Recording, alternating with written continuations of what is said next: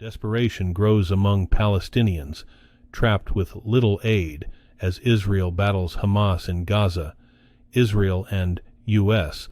are at odds over conflicting visions for post-war Gaza. Who are the Houthis, and why hasn't the U.S. retaliated for their attacks on ships in the Middle East? Today is Friday, December 8th, 2023, and this is the Dunkley Report. Israeli forces struck the southern Gaza town of Rafah twice overnight, sowing fear in one of the last places where civilians can seek refuge. Israel has widened its offensive against Hamas from the devastated north to southern areas already packed with displaced people. United Nations officials say there are no safe places in Gaza.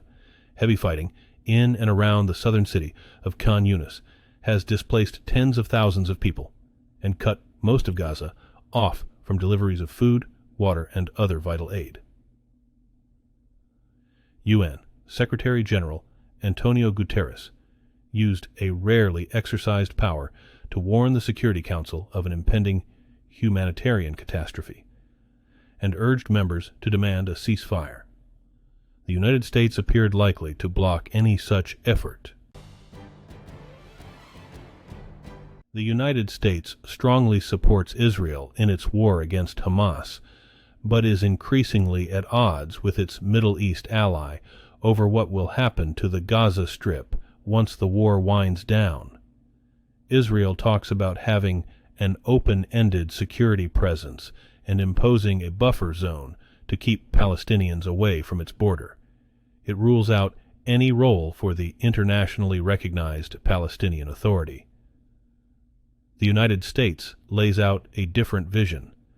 Top officials say they will not allow Israel to reoccupy Gaza or shrink its territory, and repeatedly have called for a return of the Palestinian Authority to Gaza.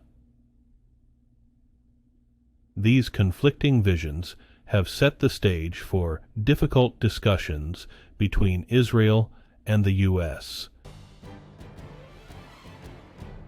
Khan Younis. When Iranian-backed Houthi rebels in Yemen launched missiles and hit 3 commercial ships in the Red Sea, it triggered an immediate question. Will the U.S. military strike back? The Houthis have sharply escalated their attacks, and U.S. Navy vessels have shot down an array of drones headed their way and believed to have been launched by the militant group. So far, though, the U.S. has avoided military retaliation. That is a marked difference from its multiple strikes against Iran-backed militias in Iraq and Syria that have attacked bases housing American forces. That reluctance stems largely from broader U.S. concerns about upending the shaky truce in Yemen and triggering a wider conflict in the region. The Israeli military hit Rafah in southern Gaza overnight, residents say, as United Nations officials warn there are no safe places left in the besieged territory. The center of Gaza's second-largest city, Khan Younis, has also seen fighting amid Israel's widening air and ground offensive in the southern part of the territory that has worsened humanitarian conditions.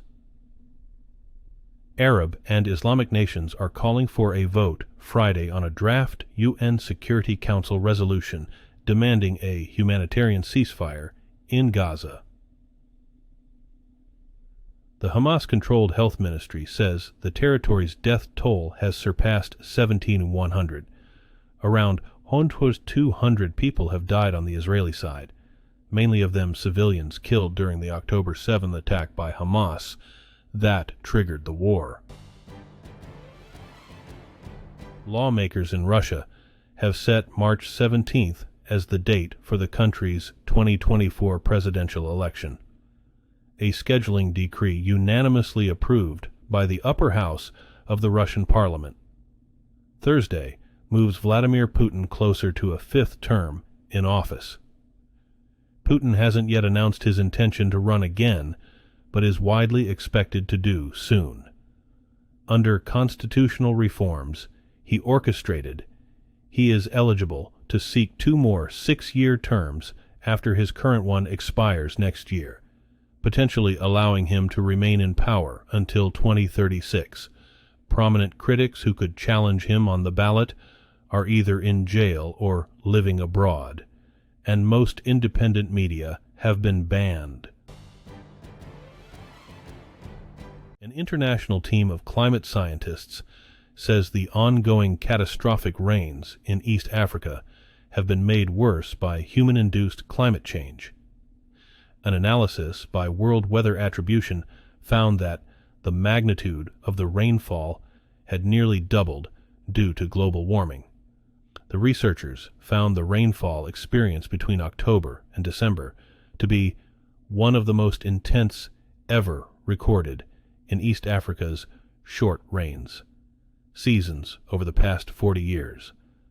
Hundreds of people have died, and millions more have been affected since the rains began in October.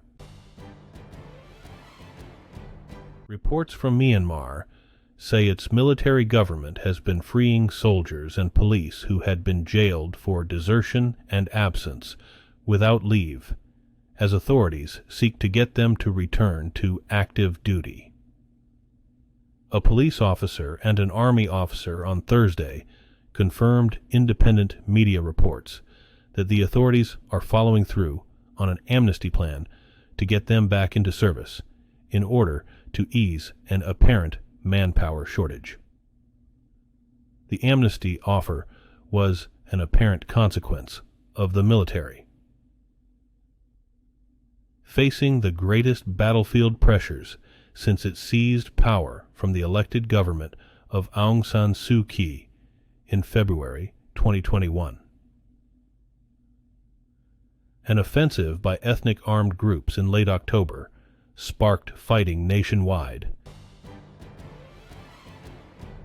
A Sierra Leone government spokesman says that a former president has been called in for questioning by police over recent attacks that officials say was a failed coup.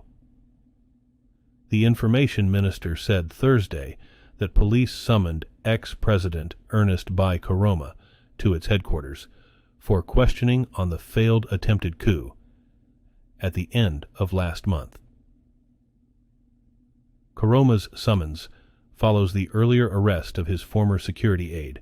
Dozens of gunmen launched a brazen attack on November 26 in the West African nation's capital of Freetown, during which they broke into Sierra Leone's key armory and into a prison where the majority of the more than 2,000 inmates were freed.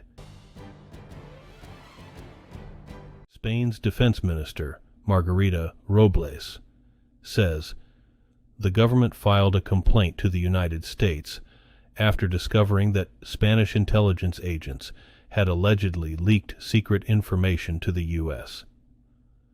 Robles says the complaint was conveyed at the time, but she insists the case did not affect the core of the relations between two countries that are allies.